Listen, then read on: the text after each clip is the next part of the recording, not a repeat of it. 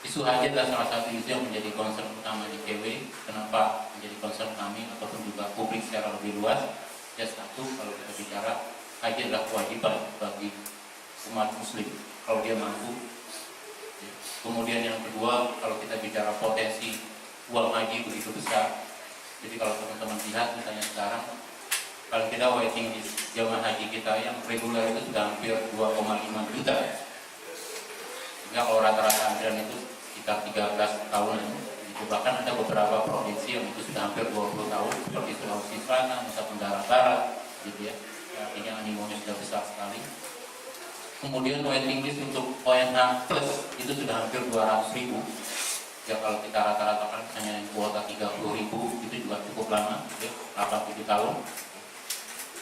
Dan kalau dilihat dari ya tentunya waiting list ini kan juga mengimplikasikan karena sebelum seseorang masuk menjadi waiting list dia harus menyebabkan sejumlah setoran awal. Nah kalau kita lihat paling tidak jumlah setoran awal sekarang itu hampir 70 triliun. Gitu ya. Desember 2013 itu kurang lebih 68 triliun, itu baru pokoknya saja. Kita tidak tahu berapa nilai bunganya, baik itu yang di giro, deposito, sukuk dan seterusnya. Kemudian berikutnya kalau kita bicara jelas misalnya dari tahun ke tahun pengelolaan ibadah haji sejak kita belum merdeka naik kapal begitu ya sampai sekarang sudah canggih naik Airbus. Tetap saja persoalan dengan ibadah haji itu selalu menyisakan persoalan yang klasik dari tahun ke tahun begitu saja. Mulai dari kualitas buruk, transportasi, catering, pemondokan, termasuk juga di dalam negeri. Bahkan kalau kita lihat misalnya dari nilai yang dibayarkan oleh jamaah itu semakin besar. Artinya kalau teman-teman lihat misalnya dari realisasi BPIH kan selama ini kan Kementerian Agama selalu mengatakan misalnya, oh ya 2014 BPIH-nya turun lagi sekian sekian puluh US dollar. Tetapi pertanyaannya kalau teman-teman lebih kritis, apakah BPIH yang turun itu secara aktual dari total yang dibayarkan jamaah turun atau tidak? Tidak. Karena yang terjadi adalah yang dikatakan sebagai BPIH itu adalah itu yang disebut sebagai biaya langsung atau direct cost. Sekarang hanya 3 komponen. Sementara yang lainnya itu dibiayai dari jasa tabungan awal yang seolah-olah dikatakan itu merupakan uang kebaikan dari Kementerian Agama dan kemudian digunakan untuk apa saja, termasuk misalnya hal-hal yang tidak perlu, yang tidak terkait dengan kepentingan jamaah.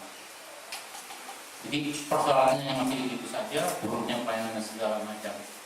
Kemudian berikutnya, kalau kita lihat misalnya ada satu persoalan mendasar dalam pengelolaan ibadah haji kita.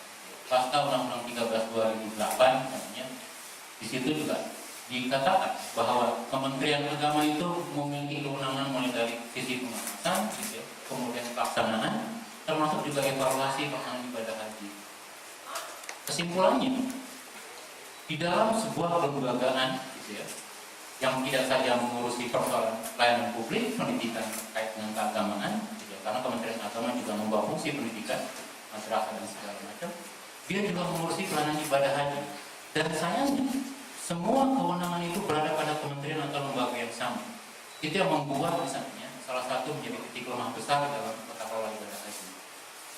Nah, kemudian merespon terkait dengan ditetapkannya Pak Surya Dharma Ali sebagai tersangka oleh KPK.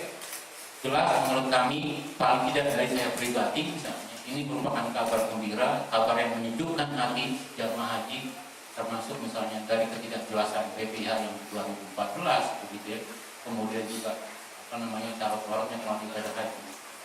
Karena kalau kita lihat misalnya tadi dikatakan misalnya sejak 2004 kita sudah bicara waktu itu kan misalnya dugaan penyelewengan dana oleh Bapak Mahfud Basuni waktu itu. Kemudian berikutnya masuk Pak Surya Dharma Ali 2009 ya. Kita juga menemukan pola-pola yang sama. Sayangnya pola-pola yang sama ini terjadi dalam konteks nilai uang dan eskalasi jamaah yang semakin besar. Kalau PPATK mengatakan misalnya ada total transaksi ibadah haji misalnya sampai 2012 yang di-tracking oleh KPK 60 triliun, ya kurang lebih segitu. Artinya kalau kita rata-ratakan sekarang misalnya untuk 3 tahun terakhir misalnya, total pendapatan beban, ya pendapatan haji itu kurang lebih 8,6 triliunan, maka kurang lebih sekitar segitu juga misalnya bebannya. Artinya hampir 9 triliun per tahun dan yang berputar untuk mengalami ibadah haji. Nah, catatan ICW kalau kita bicara misalnya tadi dan juga teman-teman yang lain misalnya, gitu ya, bahwa secara umum ada pola-pola di dalam dugaan penyimpangan ibadah haji, gitu ya, mulai dari pendaftaran awal, penetapan setoran awal, gitu ya, termasuk penempatan jasa bunga dan segala macam, sampai nanti ketika jamaah berangkat. Ketika misalnya jamaah menyetorkan dari setoran awal, tentu dia mendapatkan jasa bunga, gitu ya, entah itu di dalam giro, tabungan saja, atau juga misalnya dalam deposito ataupun cukup.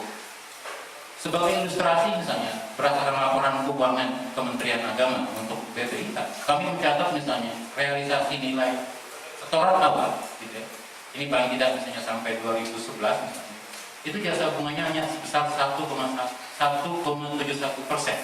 Gitu. Artinya kalau kita bandingkan dengan tingkat suku bunga giro, deposito, ini sangat kecil sekali. Nah pertanyaannya, kenapa jasa bunganya tidak optimal? Apakah dia hilang, apakah dia misalnya digunakan untuk yang lain, atau seterusnya. Ini menimbulkan pertanyaan. Kemudian yang kedua terkait misalnya penetapan BPIH, termasuk juga mekanisme misalnya barang-barang saja menjadi yang dibebankan kepada jamaah. Kita juga menemukan seperti itu. Artinya, satu, di dalam Undang-Undang Haji dikatakan bahwa segala kegiatan pelaksanaan mulai dari persiapan, pelaksanaan, evaluasi dan segala macam kepanitiaan itu dibebankan kepada jamaah, kepada anggaran negara, APBD dan APBD. Sementara jamaah hanya menanggung beban yang terkait dengan dia. Tetapi kalau kita lihat sejak 2009 sampai terakhir misalnya untuk rencana 2014, semakin banyak komponen biaya yang dibebankan kepada jamaah. Itu pertama. Kemudian yang kedua, dari komponen-komponen tersebut, kalau kita lihat dari kewajaran harganya, banyak dari beban-beban tersebut yang kita indikasikan dibuat jauh-jauh lebih mahal. Gitu ya. Belum lagi misalnya indikasi kegiatan fiktif dan segala macam, atau kegiatan yang dibebankan berduplikasi dengan APBN, APBD. Contoh misalnya, kalau di APBN juga dianggarkan misalnya untuk petugas, kemudian juga diambilkan juga uang dari jasa bunga jamaah untuk honor petugas, begitu. Atau misalnya nanti dia berduplikasi misalnya dengan kementerian yang lain misalnya, entah itu kementerian Departemen Luar Negeri kalau kita bicara atase, gitu, atase haji ataupun juga atase KBRI di Jeddah dan segala macam. Dan ini menurut kami juga menjadi satu aroma yang tidak sedap. Nah yang terakhir memang yang menarik, yang terakhir kita laporkan saya juga permainan kurs. Gitu. Sejak 2012 kami mencium ada permainan kurs pada dua sisi. Jadi kalau teman-teman lihat misalnya, ketika BPIH ditetapkan tentu misalnya ada waktu untuk pelunasan BPIH. Nah di dalam Perpres BPIH dikatakan nilai pelunasan dihitung berdasarkan kurs rata-rata US dollar pada waktu pelunasan, artinya kurs tertinggi gitu ya, dibagi kurs rata-rata kurs lah, gitu ya. Nah, di dalam temuan kami, terutama misalnya untuk tahun 2012, kami menemukan misalnya Kementerian Agama menggunakan nilai kurs rupiah yang lebih rendah dari realisasinya, sehingga ketika dikonversi menjadi dolar, jemaah itu membayar nilai dolar yang lebih tinggi. Katakan kami misalnya untuk 2012 itu misalnya kurang lebih 55 miliar kerugian jamaah dari ketidakwajaran kurs. Itu satu dalam permainan kurs untuk pelunasan. Kemudian yang kedua, permainan kurs ketika perumusan komponen. Kalau teman-teman lihat misalnya Bank Federal Arab Saudi menetapkan, karena sebelumnya gitu ya, kita mengenal 3 komponen mata uang di dalam haji, rupiah, dolar, dan riyal. Kemudian di dalam pelunasannya, penghitungan akhir untuk haji itu ditetapkan dalam US dollar. Ya. Nah, satu catatan penting, kurs riyal dan kurs nilai tukar riyal terhadap dolar itu adalah tetap fix ya. Jadi kalau teman-teman lihat misalnya dari bank otoritas perbankan atau Bank Federal Arab Saudi mengatakan bahwa nilai kurs 1 dolar itu sama dengan 3,745 riyal. Tetapi sayangnya ketika merumuskan perhitungan beban haji, Kementerian Agama menggunakan nilai kurs 3,72. Jadi 1 dolar itu dihitung 3,72 riyal. Sehingga ketika nanti dikalkulasikan, karena sebagian besar beban jamaah haji itu berada dalam Riyadh misalnya, maka nilai pelunasan BPIH itu menjadi lebih besar. Karena apa? Nilai pembaginya atau kurs yang digunakan jauh lebih kecil. Jadi itu yang kami lihat beberapa titik besar di dalam penyimpangan biaya haji. Termasuk juga kalau nanti kita bicara selain BPIH, sekarang awal kita punya dana abadi umat yang sampai sekarang belum jelas penggunaannya. Setahu saya sekarang outstanding itu hampir 2,1 triliun. Pertanyaannya, ketika dibentuk dalam peraturan Kementerian Agama, dana abadi umat itu kan digunakan untuk kepentingan dan kemaslahatan umat. Sayangnya kita tidak tahu misalnya apakah itu harus digunakan secara benar, digunakan misalnya untuk membuat pelayanan ibadah haji lebih baik, atau malah digunakan untuk kepentingan-kepentingan yang lain. Jadi kesimpulan sederhananya misalnya, penetapan Pak Surya Dharma Ali sebagai tersangka di dalam dugaan korupsi untuk tahun haji tahun 2012-2013 ini buat kami merupakan momentum di dalam perbaikan wali ibadah haji. Satu, gitu ya.